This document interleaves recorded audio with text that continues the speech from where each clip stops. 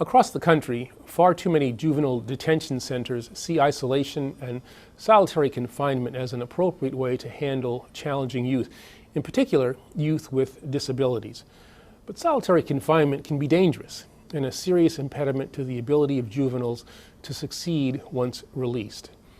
In a study released last year by the Office of Juvenile Justice and Delinquency Prevention, 47% of juvenile detention centers reported locking youth in some type of isolation for more than 4 hours at a time. We have received reports of young people who have been held in solitary confinement for up to 23 hours a day, often with no human interaction at all. In some cases, children were held in small rooms with windows that were barely the width of their own hands. This is, to say the least, excessive. And these episodes are all too common.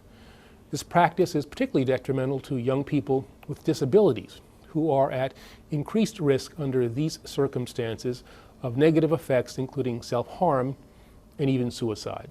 In fact, one national study found that half of the victims of suicides in juvenile facilities were in isolation at the time they took their own lives, and 62% of victims had a history of solitary confinement. Now, let me be clear. There may be times when it becomes necessary to remove a detained individual from others in order to protect staff, other inmates, or the juvenile himself from harm. However, this action should be taken only in a limited way where there is a valid reason to do so and for a limited amount of time. Isolated juveniles must be closely monitored, and every attempt must be made to continue educational and mental health programming while the youth is in isolation. At a minimum, we must work to curb the over-reliance on seclusion of youth with disabilities. And at the Department of Justice, we are committed to working with states to do exactly this going forward. We must ensure in all circumstances, and particularly when it comes to our young people, that incarceration is used to rehabilitate and not merely to warehouse and to forget.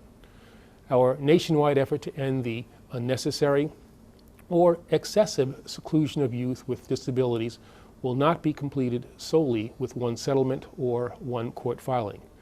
But as a department, we are dedicated. And as Attorney General, I am committed to doing everything possible to ensure the effectiveness and the integrity of our criminal and juvenile justice systems. In the days ahead, we will continue to make good on our commitment to the best practices of law enforcement and the highest ideals of our nation.